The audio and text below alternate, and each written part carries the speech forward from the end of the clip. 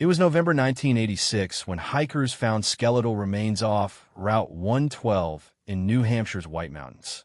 36 years later, I stood in the same woods, staring at the old police report.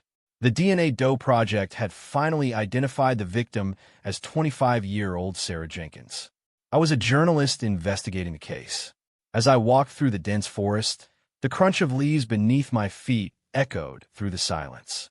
The trees seemed to close in around me.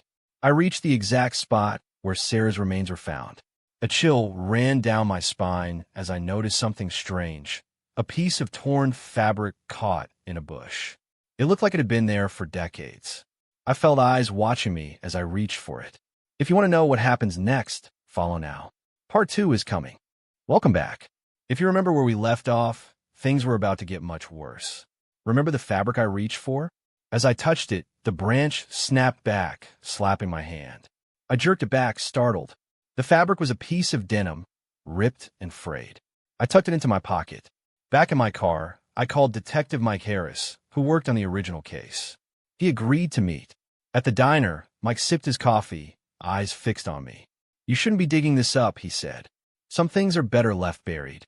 I pressed him for details. He hesitated, then mentioned a suspicious person seen near the trail around the time Sarah disappeared. A man with a scar above his left eyebrow. Mike's expression turned grave as he leaned in closer. Part 3 is coming. Follow so you do not miss it. Welcome back. If you remember where we left off, things were about to get much worse. Mike's voice dropped to a whisper. "I've seen that scar before." He glanced around the diner, ensuring no one was listening. At the local hospital where Sarah worked, one of her colleagues had that exact scar. I felt a shiver run down my spine. Mike handed me a dusty old yearbook from the hospital. I flipped through it, my heart racing. A photo caught my eye. A man with a scar above his left eyebrow. Dr. Elliot Warner. I showed it to Mike. He nodded. "That's him." Suddenly, the diner's lights flickered. Mike's phone buzzed with a text. He read it, his face pale. It's from an unknown number. It says, "Stop investigating." The diner's patrons fell silent. This story is not over.